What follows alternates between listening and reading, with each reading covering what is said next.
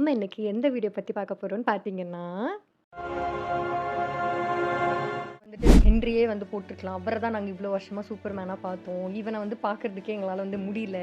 இவனெல்லாம் வந்துட்டு சூப்பர்மேனா அக்செப்ட் பண்ணிக்க கூட எங்களால முடியலன்னு நெறைய விமர்சனங்கள் வந்திருந்தது. அந்த கேரக்டர் ரொம்பவே ஃபுல்ஃபில் பண்ணியிருக்காருன்னே சொல்லணும். எனக்கு வந்து இவர் தான் சூப்பர்மேன் அந்த மாதிரியே எனக்கு இருந்தது. படத்துல எனக்கு ரொம்ப ரொம்ப புடிச்ச ஒரு விஷயம்னு சொல்லப்போனா கிரிப்டோ அந்த டாக். இவ்ளோ நாள் வந்த ஒரு சூப்பர்மேன் மூவில சூப்பர் டாக நமக்கு காட்டுனதே கிடையாது.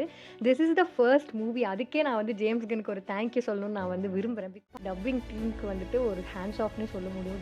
டப்பிங் அவ்ளோ சூப்பரா இருந்தது. அந்த தமிழ் ரைட்டிங் கூட ரொம்ப நல்லா இருந்தது. ஜேம்ஸ் கன்னோட ஒரு வித்தை அப்படின்னு பார்த்தா, குழந்தைங்களுக்கு ரொம்பவே பிடிக்கிற மாதிரியான ஒரு படமா இருக்கும்னு நான் நினைக்கிறேன். நான் 100% சொல்லுவேன். பிகாஸ் இதுக்கு முன்னாடி நம்ம பார்த்த சூப்பர்மேன்ஸ்ல ஒரு டார்க் தீம்ல இருக்கும். ஒரு ஒரு சூப்பர்மேன் அழிக்க போறான்.